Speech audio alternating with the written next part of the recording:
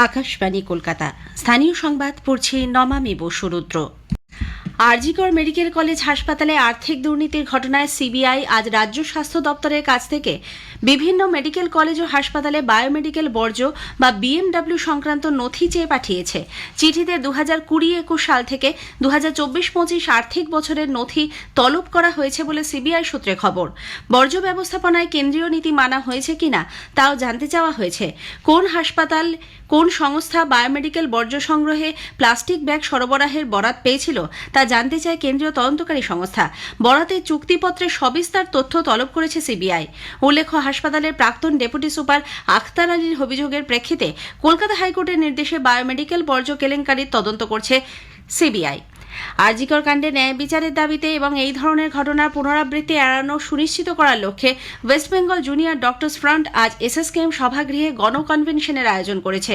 অনেক বেশি মানুষের সুবিধার্থে ধনধান্য অডিটোরিয়াম বুক করা হলেও আচমকাই বুকিং বাতিল করা হয় বলে জুনিয়র ডাক্তারদের অভিযোগ। এরপরই এসএসকেএমে তা স্থানান্তরিত করা হয়। এদিকে আরজিকর মেডিকেল কলেজের প্রাক্তন অধ্যক্ষ সন্দীপ ঘোষের শ্যালিকাকে গতকাল সিজিও কমপ্লেক্সে তলব করে সিবিআই। অর্পিতা বেরা নামে ওই মহিলার বাড়িতে তল্লাশি চালিয়ে সম্প্রতি বেশ কিছু গুরুত্বপূর্ণ নথি উদ্ধার হয়। অন্যদিকে প্রাক্তন অধ্যক্ষ সন্দীপ ঘোষের বেলেঘাটার বাড়িতে বেআইনি নির্মাণের কারণে নোটিশ ঝুলিয়েছে সংশ্লিষ্ট পুরসভা।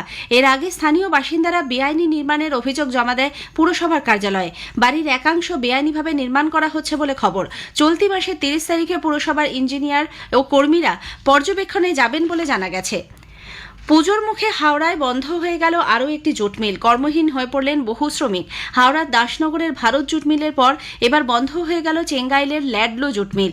কারখানায় নিরাপত্তার অভাবের কারণ দেখিয়ে আজ সকাল থেকে সাসপেনশন অফ ওয়ার্কের নোটিশ ঝুলিয়েছে মিল কর্তৃপক্ষ। ফলে উৎসবের মৌসুমে কর্মহীন হয়ে পড়লেন প্রায় 7,000 শ্রমিক। জানা গেছে, গতকাল দুপুরে শিফট চলার সময় পুজোর বোনাস নিয়ে মিলের ভেতর অশান্তির সৃষ্টি হয়। অভিযোগ, সে সময় মিলের কয়েকটি অফিসে ভাঙচুর চলে। একাধিক আধিকারিকদের হেনস্থা করার অভিযোগ ওঠে শ্রমিকদের বিরুদ্ধে। এরপরই নিরাপত্তার অভাবের কারণ দেখিয়ে কর্তৃপক্ষ জুট মিলটি বন্ধ রাখার সিদ্ধান্ত নেয়।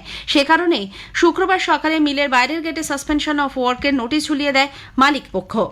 এদিকে ভারত জুট মিল বন্ধের নোটিশের বিরুদ্ধে শ্রমিক সংগঠন আইএনটিইউসি সরব হয়েছে। এই নোটিশ তুলে নিয়ে পুনরায় কাজ চালু করতে কর্তৃপক্ষের সঙ্গে জেলা শ্রম আধিকারিককে বৈঠকে বসার আহ্বান জানান সংগঠনের সাধারণ সম্পাদক মানস ব্যানার্জি।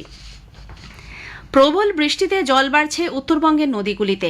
ইতিমধ্যেই করলা, তিস্তা, তোর্ষা, মহানন্দা, জলঢাকা সহ বিভিন্ন নদীতে জলস্তর বেড়েছে।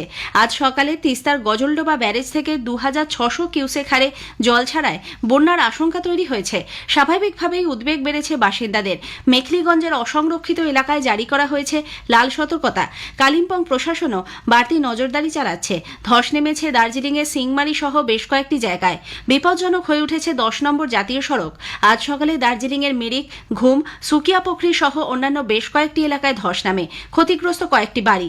সিংথাম রংপুর রোডে 20 মাইলে পাহাড় থেকে বোল্ডার নেমে আসায় রাস্তা বন্ধ করে দিতে হয়েছে।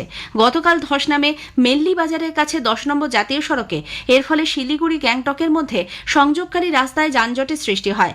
আবহাওয়া দপ্তরের পূর্বাভাস অনুযায়ী উত্তরবঙ্গে বৃষ্টি এখন চলবে। ফলে স্বাভাবিকভাবেই প্রশাসনের চিন্তা বাড়ছে। এদিকে নিম্নচাপ সরে গেলেও ঘূর্ণাবর্ত এবং অক্ষরেখার প্রভাবে বঙ্গোপসাগর থেকে প্রচুর জলীয় বাষ্প বায়ুমণ্ডলে প্রবেশ করায় রাজ্যের প্রায় সব জায়গাতেই বৃষ্টি হচ্ছে। উত্তরবঙ্গে 4 জেলা দার্জিলিং, জলপাইগুড়ি, কালিম্পং ও আলিপুরদুয়ারে আজ ভারী থেকে অতি ভারী বৃষ্টির কমলা সতর্কতা জারি থাকছে। কোচবিহারেও 2-1 জায়গায় ভারী বৃষ্টির সম্ভাবনা। কলকাতা ও তার আশপাশ এলাকায় 2-1 পশলা বৃষ্টি অথবা বজ্রবিদ্যুৎ সহ বৃষ্টি হতে পারে।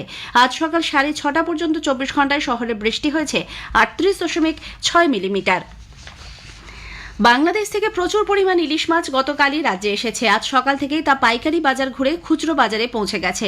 হাওড়ায় পাইকারি বাজারে 700 থেকে 1 কেজি ওজনের মাছ 1100 থেকে 1600 টাকা দরে বিকোচ্ছে। খুচরো বাজারে দাম তার বেশি।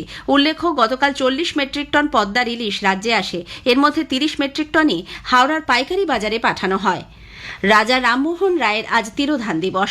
নানা অনুষ্ঠানের মধ্যে দিয়ে বাংলার নবজাগরণের পথিকৃৎ সমাজ সংস্কারক রাজা রামমোহন রায়ের 191তম প্রয়াণ দিবসে তাঁকে স্মরণ করা হচ্ছে। স্থানীয় সংবাদ শেষ হলো।